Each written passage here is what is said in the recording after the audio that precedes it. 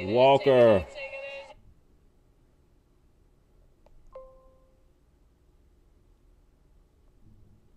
Welcome, my brother. Welcome, welcome.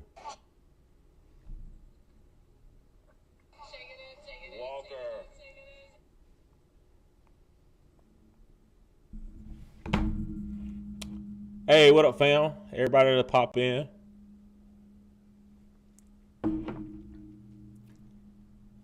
Oh, Gav in there. Thought you'd be out from the dentist today.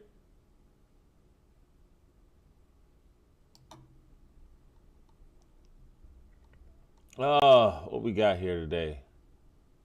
Pretty interesting topic tonight. I have a continuing conversation that's going with a couple of my friends based upon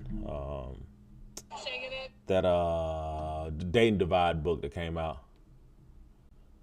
Nah, but say about it. Hey man, we gonna get it back from him in blood.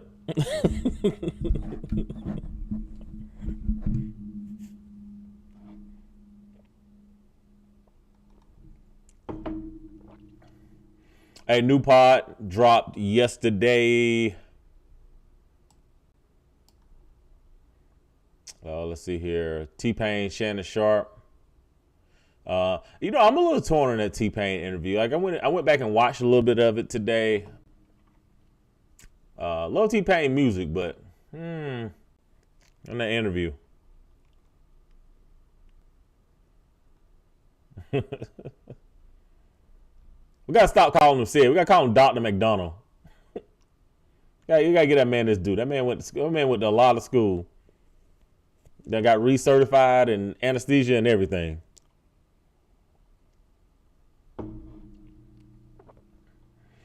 Then we discussed beef. Middle of the pod. The meat of the pod is actually discussing beef. So we talked about Meg. We talked about Diddy.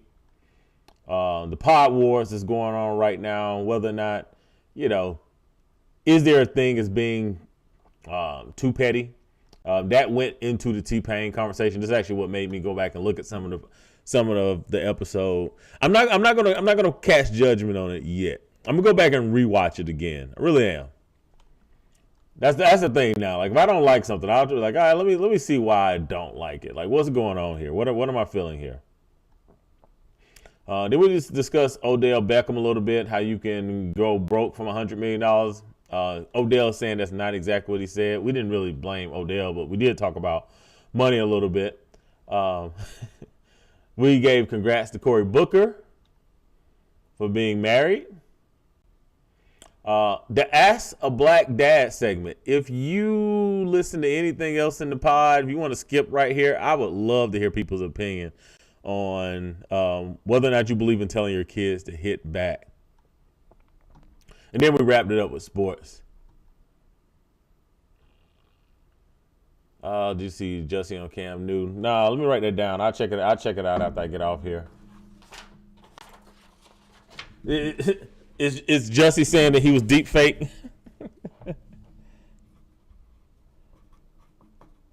I'll check it out when I get off here today. But good pot.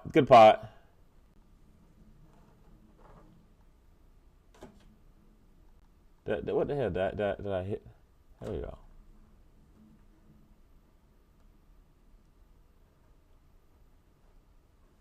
Boom. But yeah, new pod alert, man. Go check it out. Hey, got our end of the year numbers from last year to this year. Big ups to everybody that is a listener. Thank you so much. We're going to do a much better job in 2026. We're recommitting to the pod. We are what do they call it when you get remarried for a second time? What do they call that thing? Renewing your vows. We're renewing our vows with Black Dads Club this year because y'all came through. Listening time was up nearly 500%. Our audience have grown. Back to the Black Church. I'm gonna have to re-listen to that episode. I did not expect that to be the vow renewal. Hey, Gavin, I didn't make it long enough, man. I didn't make it long enough to do a vow renewal. My next marriage, I hope to, though.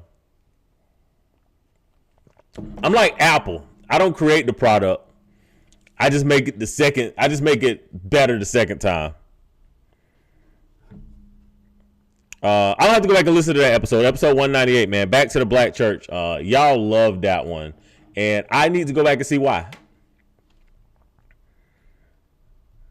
Let's see here. Our top countries was the U.S., Canada, obviously. Brazil at number 3. Up to whoever's in Brazil, because they do not speak English, so I'm pretty sure it's a black expat community. Shouts out to y'all. If you listen to us, we definitely gonna mention this next week. Let us know where you are, because I do believe Gav wants to go to Brazil for his birthday. We'd love to meet you guys. That'll be April of next year, God willing. And then Ghana in the UK. Ghana in the UK. Those are our top listening countries. So the top artists that our audience listens to. I can't wait to discuss this next week with Gavin. Our top artist is Drake. And our fans' top audiobook, I hate calling y'all fans, our congregation top audiobook was The Art of War. So obviously we need to move strategy into what we part about more. But big ups to y'all, man. We was let me see here. What did they gave us something here that I was actually impressed about.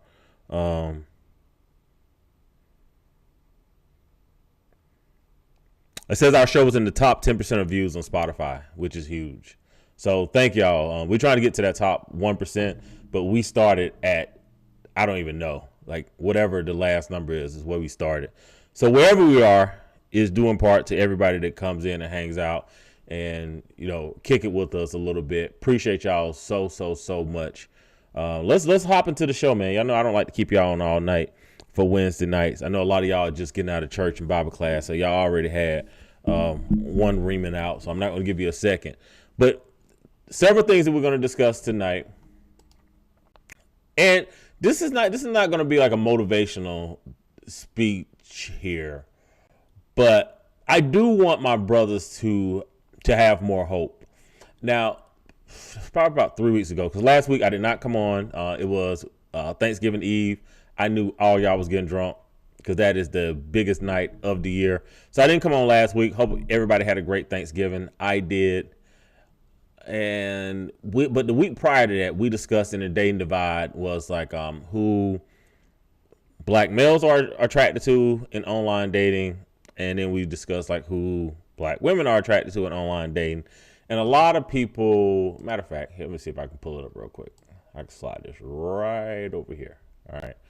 A lot of people wanted to give a little pushback on this. And I get it, right? Nobody wants to be the villain, right? I don't know if you guys can see that. I wonder if I can make it bigger here. Let me see here.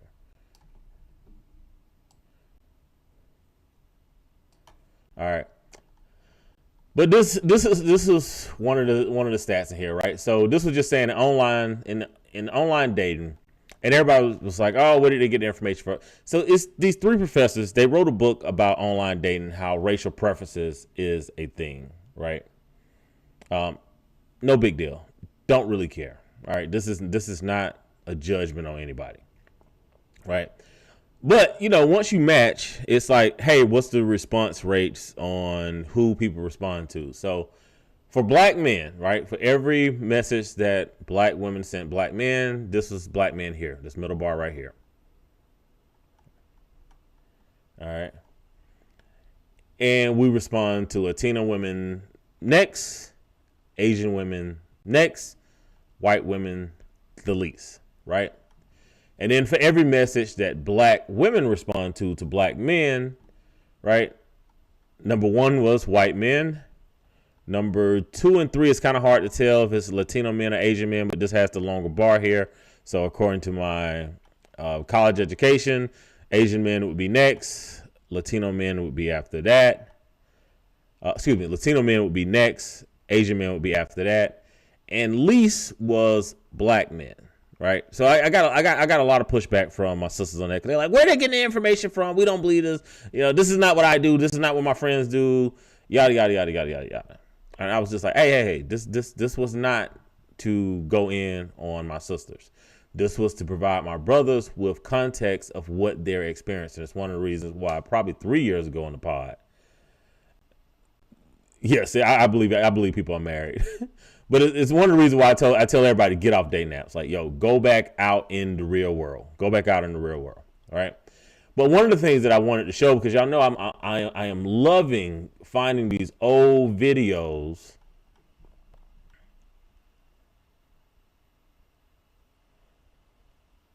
And these old videos are giving a lot of, providing a lot of context to a lot of things that we're experiencing today. So I found this video. This is 1968. Black wives push back on their black husbands. They expect more. Okay? 1968. Now, this year, 1968, where I'm telling you, it is a happening year. Okay? At some point, one Wednesday night, we're going to go through everything that occurred in like 1964 to 1968. Wild time. I almost spoke on the rise of Nixon. And we might get into it a little bit tonight, but that was going to be super boring. But I want y'all to listen to this and just see how much of this conversation is similar. Now, a lot of us have saw the clip, right? A lot of us have saw this clip right here. A lot of us have seen this on Instagram, right? But I didn't find it. David Hoffman found it. So I want him to show us the whole clip in this totality. It's about 8 minutes. I might skip through it a little bit, but let's start it. As a reporter for the Chicago Daily Defender, and as a black woman married to a black man, I become deeply aware of the effects of this new black revolution on the relationship between black man and black woman. I see it among my own friends, and I also see it in my home. But the most revealing and the most vocal statements about what the new black man expects from the new black woman came when I met with a group of young unmarried friends one Saturday afternoon. I think that what's happening in America as far as black men, black women is concerned is that there's a revolution within a revolution. We are fighting our own woman. Our woman will not allow us to emerge as black men. No. But our black women, who has been put in this role of aiding white America, white structure, and castrating the black male, has continued doing this. She cannot live with us. It's not that we can't live with her. Are you blaming us? Are you saying that it's our fault that this happened? No, I'm not blaming black America women. I just said that I'm blaming the system. They are victims of the system like the black male.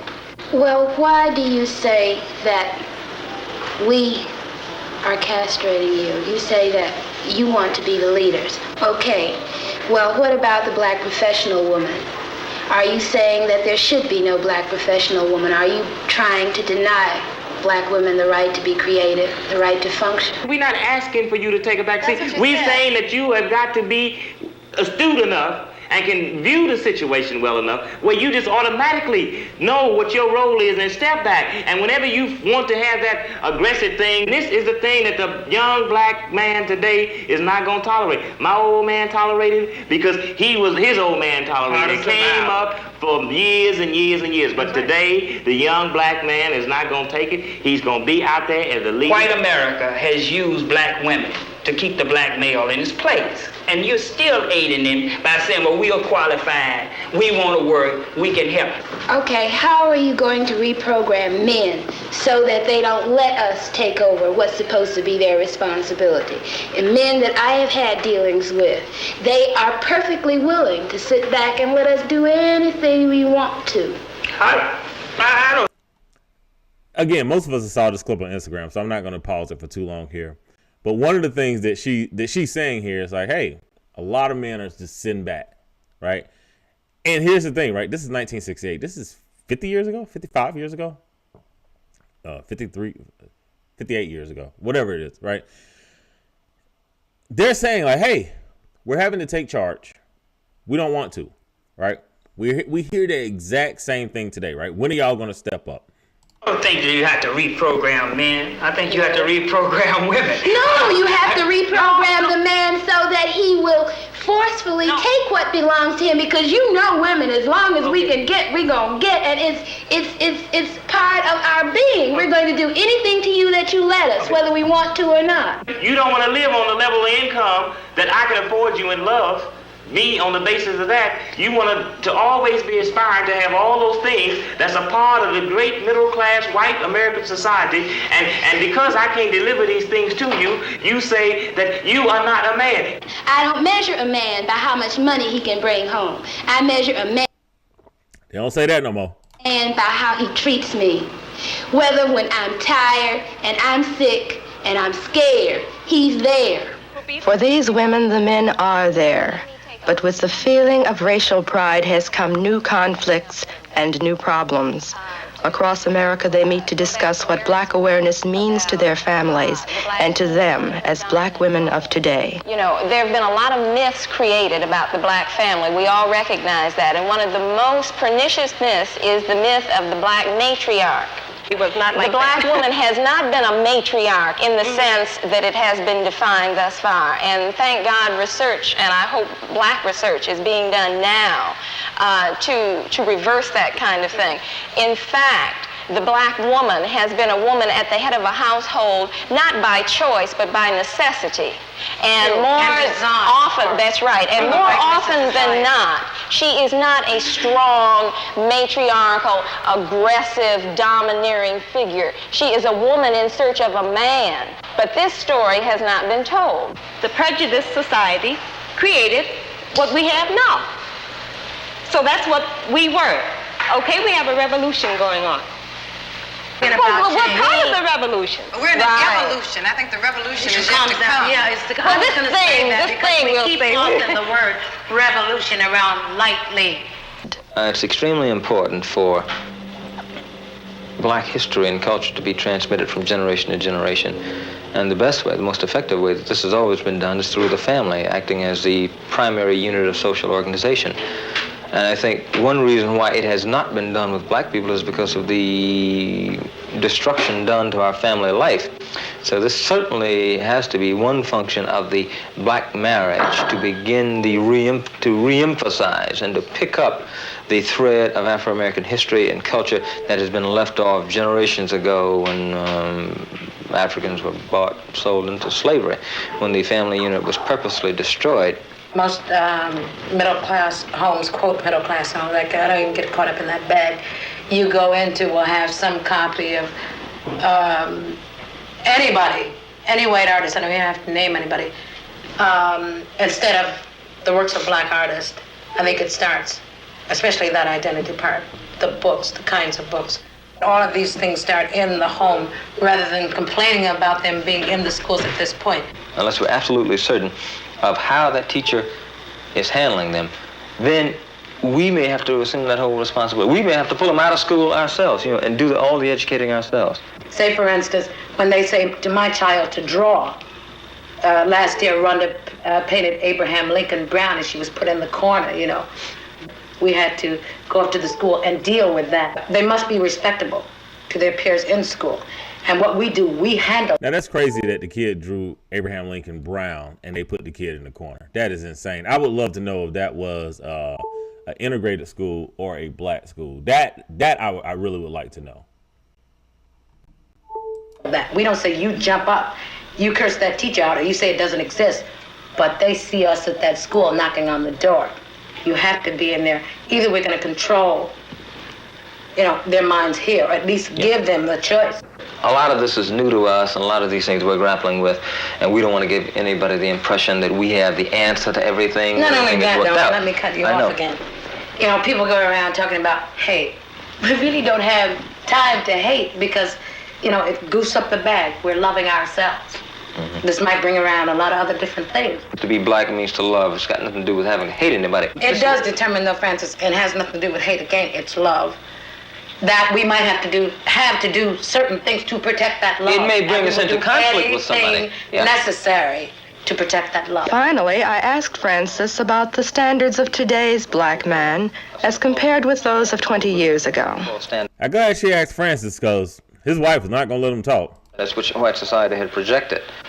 I think these standards were that he had to become successful according to the white mode. He had to get a good job, he had to buy a good car, he had to move to the suburbs, he had to rear a good family that went to church every Sunday, that did everything that the typical good American family was supposed to do. And I don't think the black man necessarily is addicted to that notion.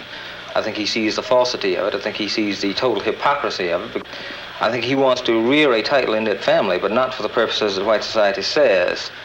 He doesn't want to rear a family for any sham purposes, just to fulfill some false ethic. But he wants to rear a good family in order to have his children strong, reared in his own image perhaps, and to transmit, most importantly, to transmit the values which he is learning to his children, and to try to ensure as best he can that his children will transmit those same values to their children, and have the same transmission repeated from generation to generation. Now, I let this play all the way through because I like what Francis said at the end once he was allowed to speak. Francis speaks on, right, hey, I'm having to live in a society that low-key doesn't want me to be a part of it, right? But he also says that, like, hey, and I'm going to start using this term, right? He said there's a false ethic, right? So a lot of men at this time are really disenfranchised already with the church, right?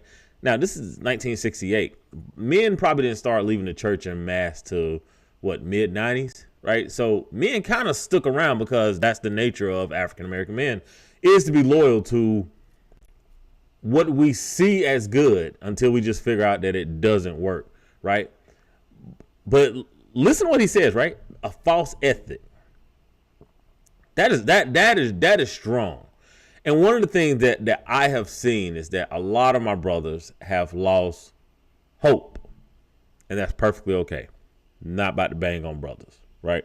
Not about to y'all first off, y'all know I would never, right? Even if I want to, I would never, because I know that we don't have a safe space, right? But one of the things, when I listen to what he said, right? I'm dealing with the schools, I'm dealing with my women, I'm dealing with the church, right? I don't have a place that's giving me what I need and desire.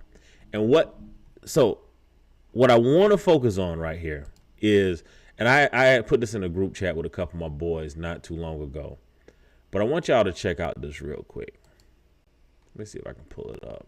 They put a mouse in a jar filled with water just to see how long it could survive. All of the mice drowned within 15 minutes. Then, the scientists took new mice and placed them in the water again. But this time, they pulled them out just before they drowned.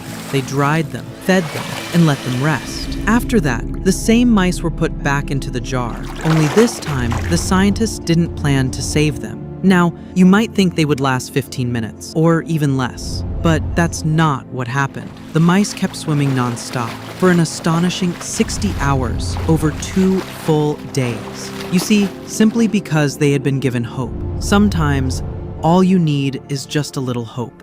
They put a mouse in a jar filled with water, just to... I am pretty sure most of us has heard of this before, but let's just hop it in here real quick here. All right.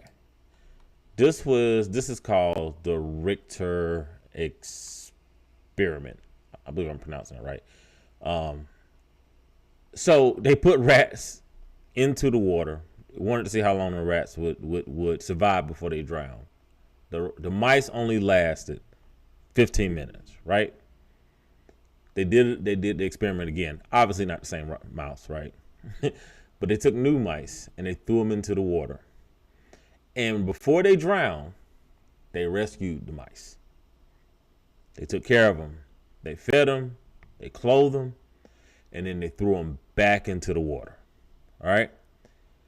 The mice swam for 60 hours, over, almost 2.5 days, right?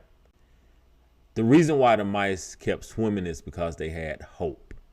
And one of the things that I am noticing in the black male community is that a lot of us, we don't have hope, right? Because no one has pulled us out, right? And we've been swimming for a minute. We've been swimming, and we are getting to the point now that we're starting to drown. All right. What we have to do as men is find the hope. Okay. It's one of the reasons why I always tell brothers it's a good move to travel, right? It's a good move to when you're at your lowest to say, all right, what can I do to get off the ground, right? Do I need to get my body right? Do I need to reconnect spiritually? Do I need to just take a trip out of the country, right? Not a cruise, not to the Bahamas, not to Jamaica, but like, yo, do I need to go to a black male friendly country, right? Do I need to go to a Germany, right? Do I need to go to the UK, right? Do I need to find a 2-week holiday, right? Can I take 2 weeks vacation and take a train throughout Europe? I'm saying Europe because Europe is entry level for traveling for black males, especially if you go to Germany or even like Eastern Bloc nations, assuming that they're not in a full out war in the next 2 years, right? Brazil's not entry level. Colombia is kind of novice level, but to go somewhere and see, all right, I can live a lifestyle, right? I might not be making 200 grand a year, but if I make 75, I can go to Bogota for a week and spend $1,200 and live like a king, right? There has to be something that we do as men to reestablish hope within ourselves. There has to be something that we do to experience hope. Because if we feel hopeless, we're not going to survive at all. And we have survived almost everything. But when I look at us right now, right, when I look at our marriage rates, when I look at how we respond to parenting, and I'm not talking about men when I say respond to parenting, right? I'm talking about us in relationships, being married, raising kids in 2-parent homes, right? We are getting to the point of hopelessness. And that is going to kill us. That is going to murder us. That is going to murder our spirit. And what is happening is you are taking the strongest individual, right? I always tell y'all, push back whenever you see black men or misogynists or, all this other stuff online. I always tell y'all, push back, right? There is not a more progressive voting bloc on the planet, right? Seriously, on planet Earth. There is not a more progressive male voting bloc than African American men. There isn't one. It does not exist. And here's the thing. Most black men or African American men are not liberals. We don't do it for ourselves. We do it for everybody else around us. We do it to take care of everybody that's around us. So I need all my brothers to make a promise to themselves. You don't have to promise me. That in 2026, you're going to find hope. So you can survive and then thrive. Now, before we get out of here tonight, let me see if I got the right clip here. How long it takes a beginner like my dad. Oh, let's see here.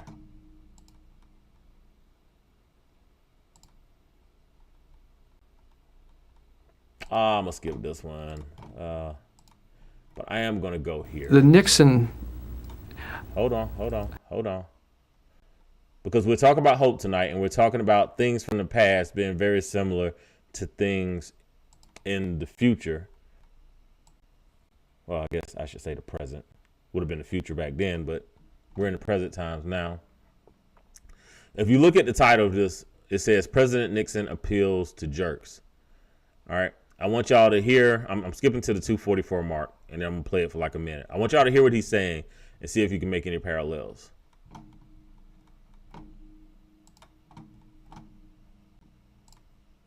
Of the 60s. There was something reassuring about his jerkiness, if you will. He was the sort of guy. I mean, you could see him in a 50s sitcom. He'd be the butt of George Burns's jokes, and there was a kind of denial of all this cultural change. I mean, I remember someone describing him as describing him getting on an elevator with Mrs. Nixon at the White House, and they walked hand in hand through the crowd at the White House. And just as soon as they got on the elevator, they forgot there was someone behind them. They parted and dropped each other, as if to say, well, thank God we don't. But you see, it was that sort of thing. We'll maintain appearances. It was the age when adultery was much more acceptable than divorce. You know, the age of hypocrisy and denial, and the authenticity, which was the new value being espoused by the counterculture. I think it made a lot of middle-aged people terribly uncomfortable because it sort of asked them, well, are you happy in your personal life, in your sexual life, in your job? Is it allowing you to express yourself? These aren't questions the average veteran of World War II ever had the luxury to ask himself. He was just busy all the time. Happy? Well, I mean, authentic? What do you mean? I'm an accountant. I think Nixon, in his awkwardness and in his inauthenticity, I mean, the guy, if there's a center to him, who knows where it is? You know, I mean, he's just all oblique angles, serpentine. I think in his very gnarled selfhood, he all tied up in knots.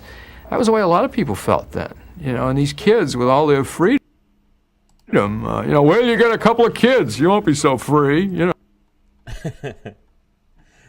Now, I played this because we really should look at the parallel of what he's saying about Richard Nixon, right? And one of the comments, when you go through the comment section, one of the comments says, I have never found a voter for Richard Nixon, right? It's funny, right? Because we think about all our parents and we think about everybody that's old. You know, they'll say they voted for Bush. They say they voted for Reagan. But what they will never say is that they voted for Nixon. It's a good chance if they voted for Reagan in 1980, pretty good chance in 1968 they voted for Richard Nixon, right? But you never hear about the Nixon voters. But what I want you to recognize is what he's saying here, right? Is how the people felt, right? Richard Nixon was elected in 1968. Remember the video with the gender war that's going on with blacks, right? That's 1968. Remember the video that we had 2-3 weeks ago with George Wallace, right? That's 1968. I am almost certain that Dr. King, he was assassinated April 4th, 1968. We need to take, all of us, if we have a little bit of free time, need to go back and kind of see where this country was in 1964 to 1968, right? Let's see here. I think I got one more parallel here. Let me see here. 1968, middle of the Vietnam War. Vietnam War went from 55 to 75. But remember, they was wrapping it up in 1968. There was a lot of pushback against it in the 60s, right? So if you kind of understand this right here, because after Richard Nixon, you had Jimmy Carter, not a bad president, not a great president, but never started any wars. Then you had Ronald Reagan, which was wild time, right? You know, coke flooded the streets in the United States of America. Criminality went up. Black Monday. I mean, just it was everything that they wanted that they couldn't get, right? Due in part to the fact that culture changed, right? Like the apartheid in America was ending. Mid 70s, women could get credit cards. They could get houses in their name. Black people was more free because remember. Even though the Civil Rights Act was passed in 1964, Dr. King was murdered in 1968. That was kind of the 1968 to 1970 is kind of when they start having to push legitimacy and civil rights in this country. So a lot of what we're experiencing right now is very similar to these times, you know, here. And I can't tell you that better times are ahead because Richard Nixon was, you know, I mean, again, he was elected in 68. I forget when he was forced out, but it was pretty shortly thereafter. Let's see here. No, it wasn't shortly thereafter. He resigned in 74, right? 6 years. Like, guy was reelected. Good Lord. Again, right? Sounds familiar. But what I want to point out is that when things do look dismal and abysmal, that we got to make sure that we're not feeling hopeless. Right? That's the biggest takeaway. This is not a pep talk, by the way, right? I want you to look at the science, right? I want you to remember the Richter experiment, right? This is not a pep talk. This is a necessity for where we are right now as black men. Like, we have to find hope, because there's no way really for us to survive in this environment without that. And that's kind of all I have for tonight, man. I appreciate, you guys that tune in, people that can come in for a little bit. Hopefully these are getting better as we go along. Hopefully I find some more uplifting videos next week. Apologies. But I didn't want my brothers to know, man, like, oftentimes on the pod, I say I'm pulling for you, and I mean that very sarcastically. Like, I'm saying that what you're doing is so stupid that you're probably not going to succeed, but I'm pulling for you. But when it comes to my brothers, man, like, I'm actually rooting for us. I'm not even so much pulling for us, because I know what we're capable of. But I do know that if we do feel hopeless, it will destroy us. But that's all I got. Hope you guys enjoyed, man. Again, new pod came out. We're working on Patreon. Appreciate the guys that are joining already. We're trying to build up the value for. Definitely want to build a community, a congregation of sorts, where we're going to have different channels where people can come in and request job information. We'll have a political forum. We'll have a relationship forum. But basically, it's just a place where you can come in and get it off. Get it off your chest, speak to other like-minded individuals, speak to other bros that have went through what you went through, or can, provide. We're going to have a career channel there where you can come in and I can get you guys, tighten up on some things.